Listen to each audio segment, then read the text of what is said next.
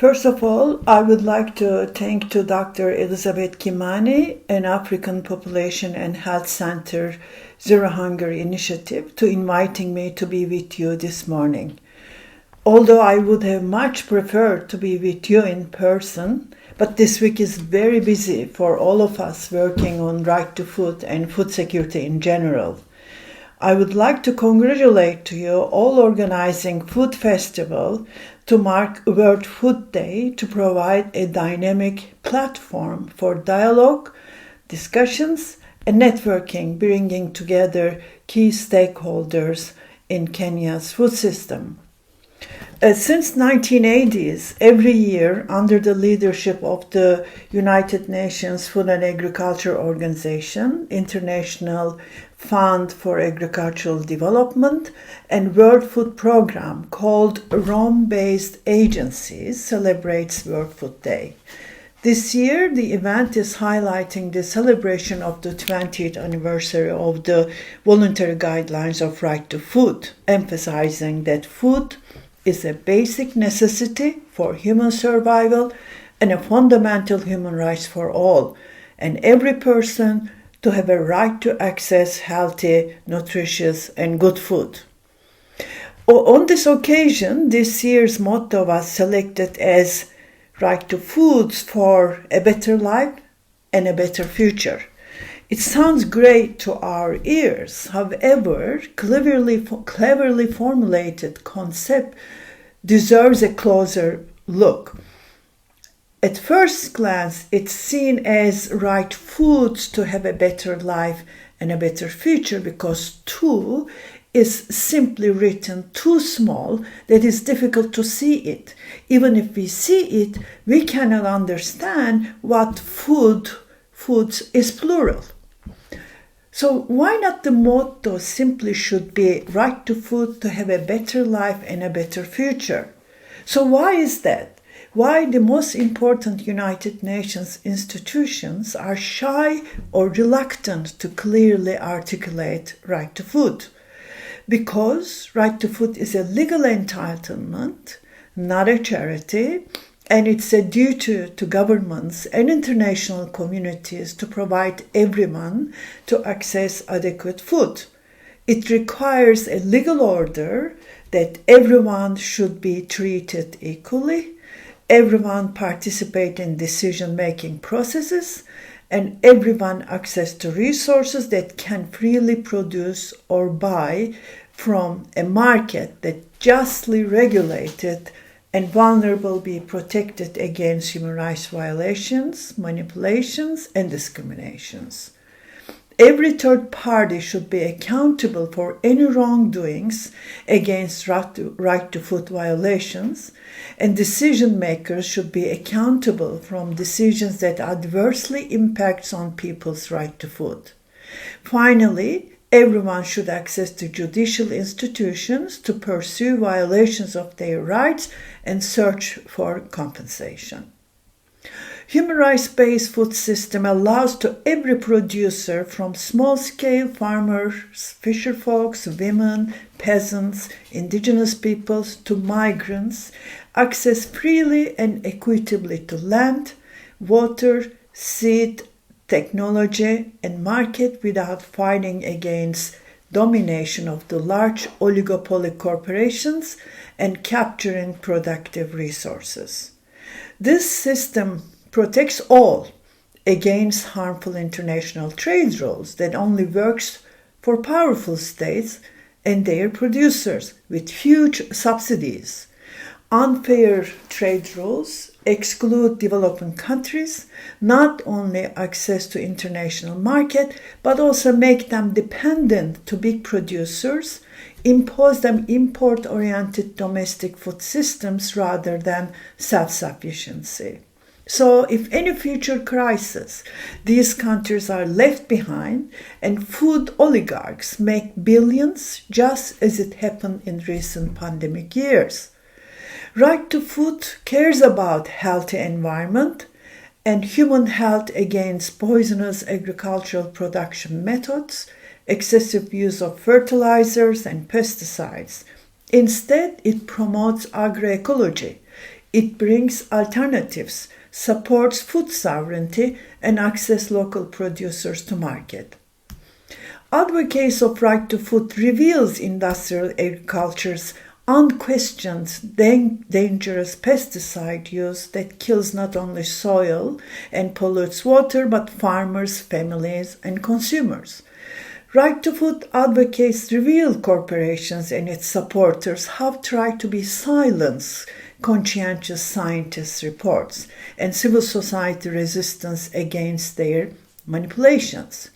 Pesticides lobby and powerful states especially push selling dangerous pesticides that are already banned in the West, but still possible to sell in poisoned developing countries such as Kenya.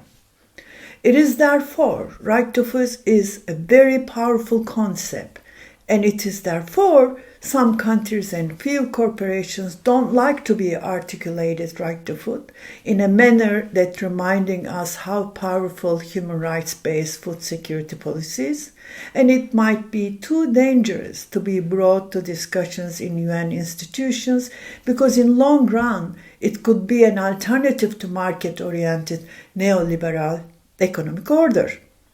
Therefore, even 76 years after the Universal Declaration on Human Rights, 48 years after the ratification of the International Covenant of Economic, Social, and Cultural Rights, and 20 years after the voluntary guidelines of the right to food, still we are struggling to spell out right to food, let alone to reach zero hunger targets.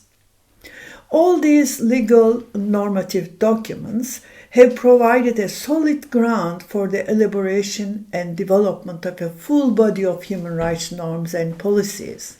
More recently, several declarations, recommendations, and voluntary guidelines adopted by the UN supported and articulated for the right to food in specific areas, such as the Convention of Elimination Discrimination Against Women General Recommendations 34 in relation to rural women in 2019, FAO Voluntary Tenure Guidelines, Small-Scale Fisheries Guidelines in 2012, the UN Declaration of the Right of the Peasants and Other People Working in Rural Areas 2018, and the UN Declaration of the Right of Indigenous People 2007. They have contributed to the advanced human rights narrative and enriched normative legal framework of the right to food and nutrition, providing a guidance toward human rights-based transformation of food systems. Today, 29 countries explicitly recognize the right to adequate food in their constitution, while more than 100 countries acknowledge it implicitly or through directives, principles, or other pertinent provisions. Kenya is one of them, but what it needs to be is further push the regulators and institutions to implement it in order to realization of right to food. What we need to bring normative principles from law books to the streets of Kenya, to the consciousness of people that there is requirement to implement the right to food for all in Kenya. Kenya is not alone of this struggle. Right to food is a distant dream for many, or just a rhetoric, while food security remains a significant challenge for almost 1 billion people who are struggling to live without it. At the same time, 3.5 billion people cannot afford healthy diet. What is very dangerous is growing hunger is fueled by a toxic mix of climate change, armed conflict, and a global economic crisis created by neoliberal economic order that has exacerbated poverty and inequality, exhausting the ability of many families and communities to cope. While the climate and economic crises are increasingly driving food crisis, we cannot overlook the fact that conflict and insecurity remain key drivers of famine. Famine is big, and the threat is real.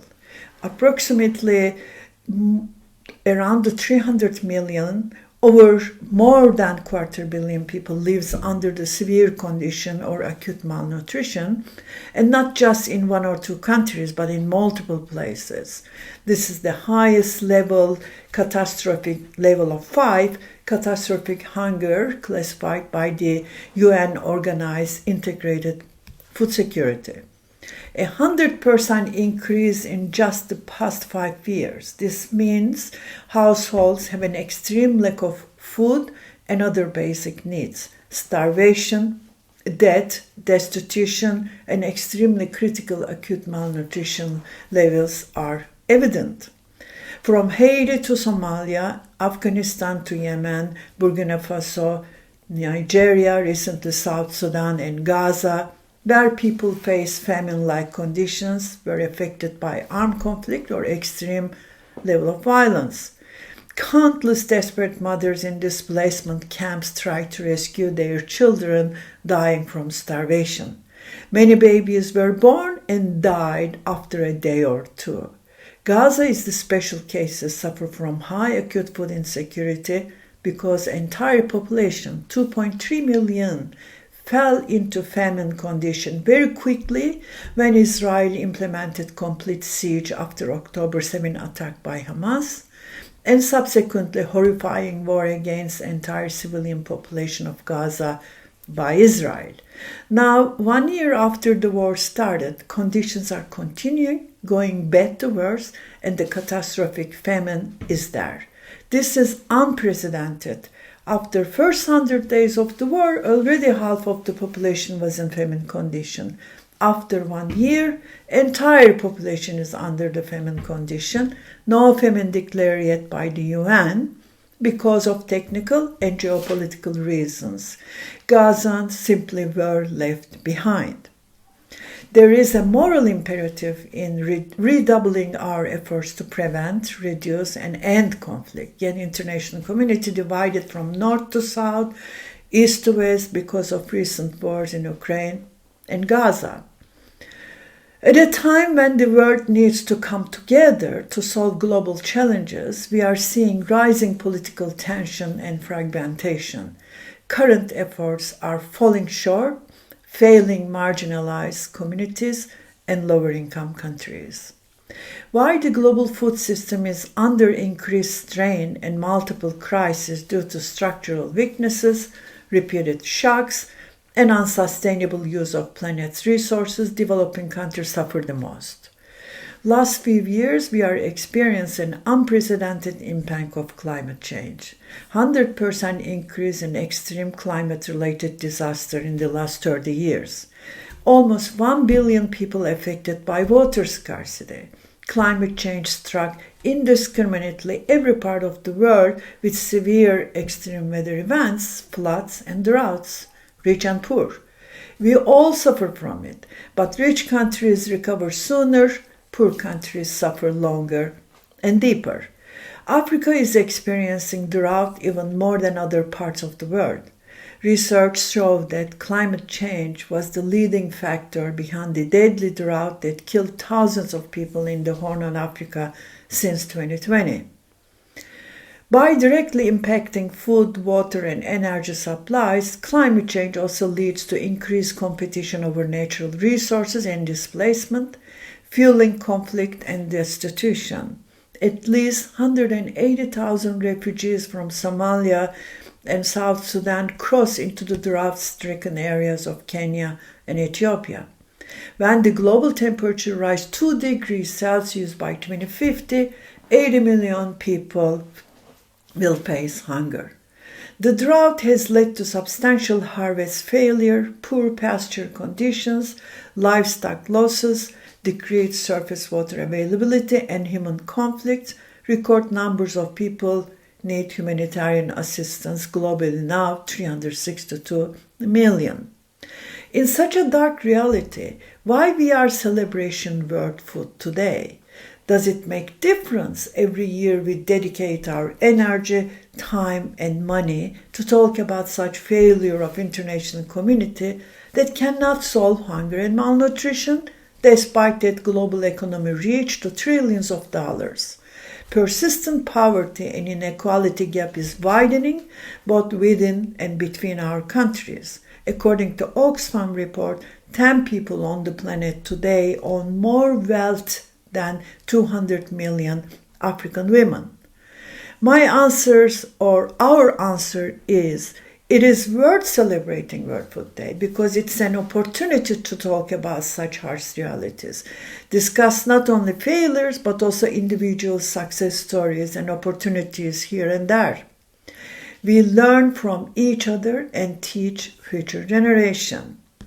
We all are learning how to be resilient, a new popular concept that we hear everywhere, every meeting when we talk about food crisis. Resilience has many meanings and interpretations. One of them is to learn from catastrophic events how to find alternatives, adjust, and survive. For instance, we learn from Ukraine-Russia war that Black Sea was one of the major agriculture production and trade regions of the world, especially for the developing countries in the Middle East and Africa, the most food insecure countries. The lack of fertilizer supplies, skyrocketed prices as a result of stock being delayed by the Ukraine war, was a lesson in how vulnerable farmers can be unless they adapt. Local farmers learn how to produce food without using fertilizers, using traditional techniques that was forgotten many years because of market domination of the chemical companies. Even though in universities Africans were taught that technology and large-scale agriculture and using fertilizer and pesticides use are must, learning traditional farming methods were the solution for Africa. Now many of them are pushing back against big agriculture, promoting more time-tested, less chemicals, and diverse method of traditional farming. We also learned our lesson during COVID to produce our own food because people were told to stay at home and they didn't have access to food. For instance, farmers in Africa slowly transformed the vast lines of coffee trees to a more diverse space where they coexist with other plants. They say monocropping, large farms producing a single crop, should no longer be seen as a solution. One African farmer said in an interview, "It is so important not to lose the argument because then we hand our future to the corporations and their intention is not to feed anyone. It is to feed their revenue streams, to stamp their control over food and to dictate who should produce what and when." Everyone and each of us have a responsibility to actively contribute to maintaining food security, ending poverty and hunger by taking seriously to promote, to implement, to teach right to food. By addressing the root causes, holding responsible actors accountable, and fostering collaboration at local, national, and international levels, we can collectively strive toward a world where the right to food and nutrition is realized for all. Thank you for listening to me.